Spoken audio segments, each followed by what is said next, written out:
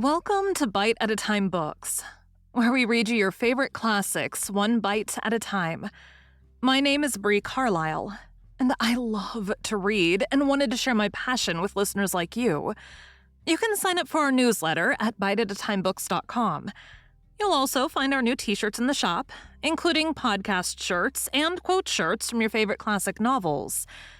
Be sure to follow my show on your favorite podcast platform so you get all the new episodes. We're part of the Bite at a Time Books Productions Network.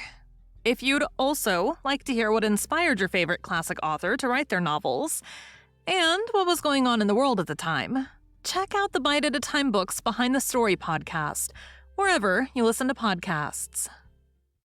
Today we'll be continuing Les Miserables by Victor Hugo. Book 7th, Patron Minette.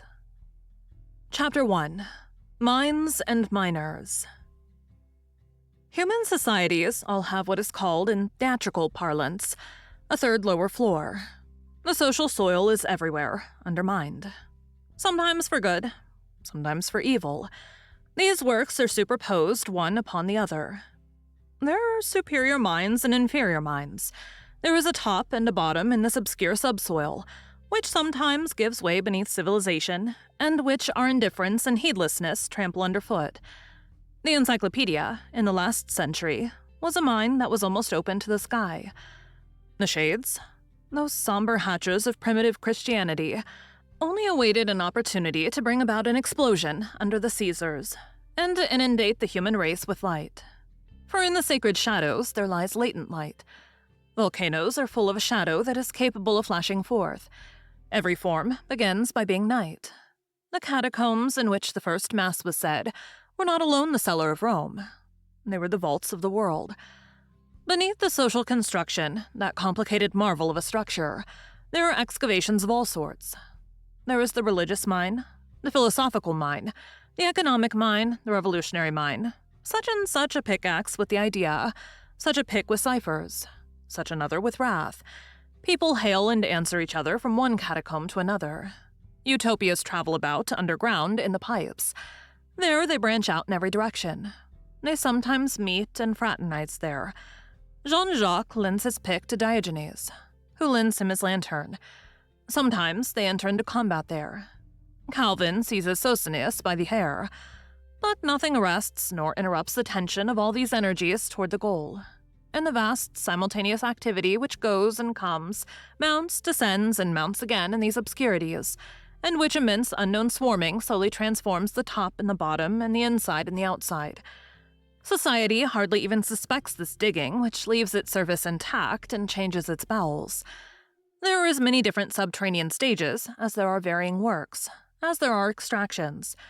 What emerges from these deep excavations? The future. The deeper one goes, the more mysterious are the toilers. The work is good, up to a degree, which the social philosophies are able to recognize.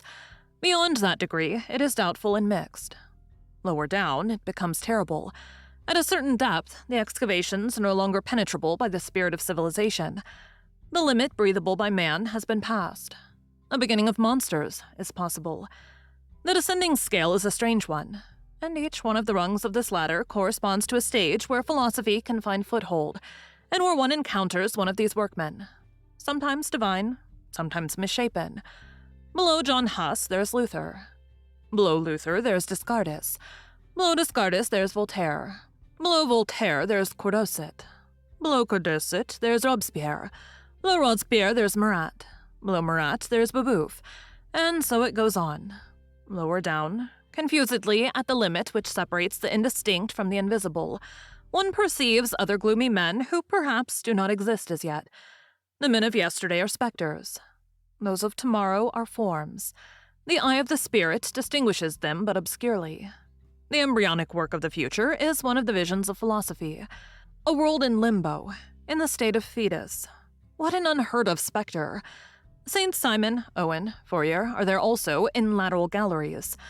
Surely, although a divine and invisible chain unknown to themselves, binds together all these subterranean pioneers, who almost always think themselves isolated and who are not so, their works vary greatly, in the light of some contrasts with the blaze of others. The first are paradisiacal, the last are tragic.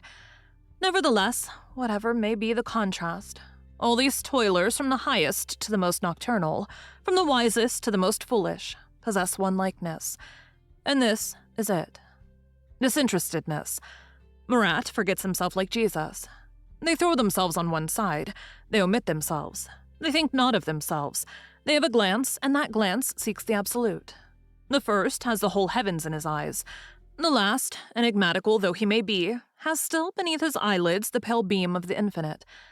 Venerate the man, whoever he may be, who has this sign, the starry eye. The shadowy eye is the other sign. With it, evil commences. Reflect and tremble in the presence of anyone who has no glance at all. The social order has its black minors. There is a point where depth is tantamount to burial, and where light becomes extinct.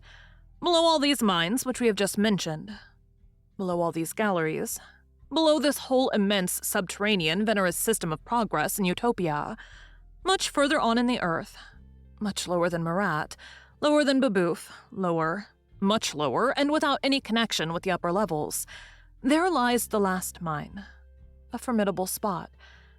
This is what we have designated as a le troisième des sources. It is the grave of shadows.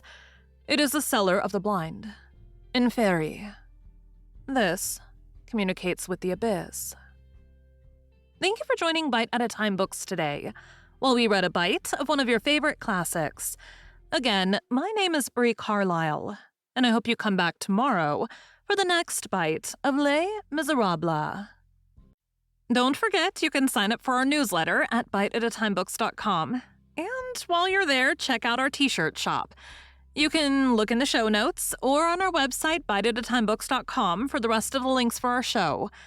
We'd love to hear from you on social media. You can find us everywhere at Bite at a Time Books.